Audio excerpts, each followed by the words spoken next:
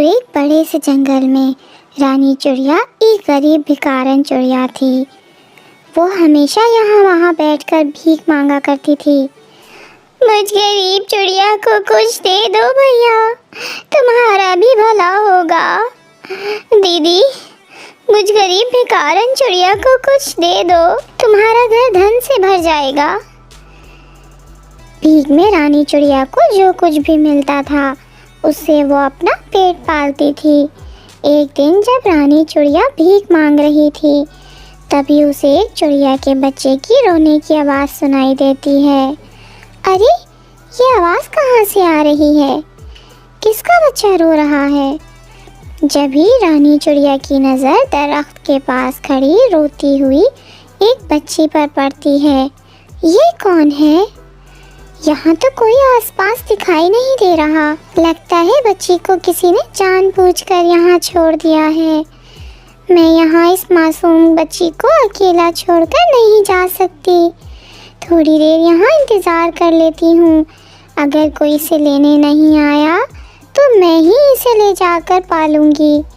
रानी उस रोती हुई बच्ची को अपनी गोद में उठा लेती है और उस बच्ची के माँ बाप के आने का इंतज़ार करने लगती है। 1 घंटा हो जाता है लेकिन कोई नहीं आता। बहुत देर हो गई, लगता है इसे लेने कोई नहीं आएगा। अपने घर ले जाती हूँ और वहीं उसको अच्छे से पाल पोस कर बड़ा करूँगी। रानी चिड़िया उस बच्ची को लेकर अपने घर आती है। साथ में वो बच्ची के लिए दूध भी लेकर आती है। मैं इस बच्ची को दूध पिला के सुला देती हूँ। बेचारी बहुत देर से भूखी होगी। पी ले मेरी बच्ची, दूध पी ले, बहुत देर से भूखी होगी। आज से मैं ही माँ हूँ, मैं ही तुझे पढ़ा लिखा कर डॉक्टर बनाऊंगी। रानी चिड़िया के ऊपर एक बच्ची की भी जिम्मेदारी आ गई थी। अब वो भीख मांगने के साथ साथ अपनी बच्ची की भी देखभाल किया करती थी। बेटा, तू अब 1 साल की हो गई है। चल, मैं तेरा दाखिला एक अच्छे स्कूल में करवा देती हूँ। माँ, लेकिन वहाँ पैसे बहुत ज़्यादा खर्च होने लगेंगे। तू पैसे की चिंता क्यों करती है? देख, मैंने तेरे लिए बहुत सारे पैसे जमा किए हैं। जब तू छोटी थी, जब से ही मैंने तेरी पढ़ाई के लिए पैसे जमा करना शुरू कर दिए थे। मैं कल ही चलकर तेरा स्कूल में दाखिला कराऊंगी। हाँ माँ, मैं मन लगाकर पढ़ूंगी और बड़ी होकर मैं तुम्हें भीख नहीं मांगने दूंगी। हाँ हाँ मेरी बच्ची, तू बिल्कुल ठीक कह रही है। जब तू बड़ी हो जाएगी तो मैं भीख मांगना छोड़ दूंगी। अगले ही दिन रानी चिड़िया अपनी बच्ची पिंकी को लेकर एक इंग्लिश स्कूल में पहुंचती है। रानी चिड़िया प्रिंसिपल के ऑफिस में जाती है। ये भिखारन मेरे ऑफिस में कहाँ से आ गई? और ये चपरासी कहाँ मर गया?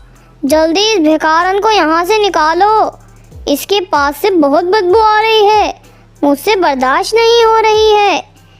भिखारन, चल निकल यहाँ से। तुझे भीख लेनी थी तो स्कूल के बाहर से मांगती, अंदर क्यों आई? साहब, मुझे कोई भीख नहीं लेनी। मैं अपनी बच्ची के एडमिशन कराने के लिए स्कूल में आई हूँ। भिखारन के बच्चे नहीं पढ़ते। सेठ जी, किस किताब में लिखा है कि भिखारन के बच्चे बड़े स्कूल में नहीं पढ़ सकते? आपको अपनी फीस की चिंता है, मैं उसे हर महीने समय पे दे। आप मेरी बच्ची का दाखिला अपने स्कूल में कर लीजिए। मैं आपका ये एहसान ज़िंदगी भर नहीं भूलूंगी। अच्छा, ठीक है, मैं तेरी बच्ची का एडमिशन अपने स्कूल में कर लेता हूँ, लेकिन हाँ, बच्ची की फ़ीस टाइम से जमा कर देना। इसके बाद रानी की बच्ची का एडमिशन उस स्कूल में हो जाता है। अगले दिन दोस्तों, जब आप लोग मेरी वीडियो को लाइक नहीं करते तो मुझे बहुत दुख होता है, फिर मेरा और वीडियो बनाने का दिल नहीं करता।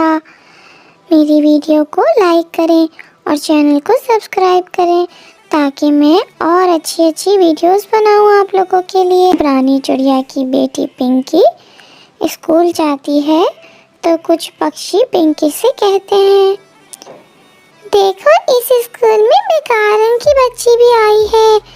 चिड़िया तू हम लोगों से दूर रहना और हम पक्षियों से बात करने की कोशिश भी मत करना।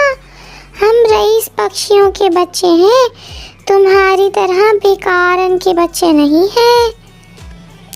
पिंकी चुपचाप अपनी सीट पर बैठी रहती है। वो किसी भी बच्चे से बात नहीं करती।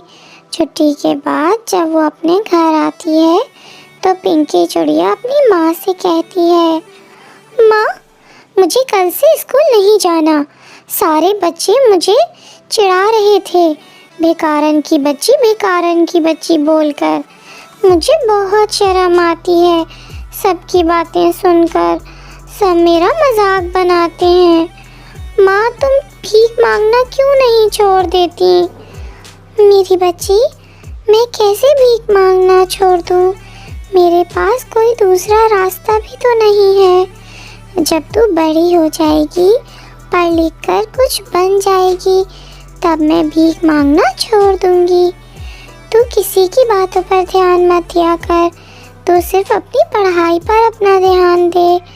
धीरे धीरे पिंकी चिड़िया बड़ी हो जाती है और पढ़ लिख कर एक दिन अच्छी डॉक्टर बन जाती है और जंगल के सभी पक्षी उसकी तारीफ भी करने लगते हैं। वाह पिंकी चिड़िया, तूने आज अपनी मेहनत से हमें डॉक्टर बनकर दिखा दिया। हम पक्षियों को नाज है तुझ पर। फिर पिंकी चिड़िया कहती है, ये सब मेरी माँ की वजह से हुआ है। मेरी माँ की कोशिशों से मुमकिन हुआ। आज मैं जो कुछ भी बन पाई हूँ अपनी माँ की वजह से हूँ।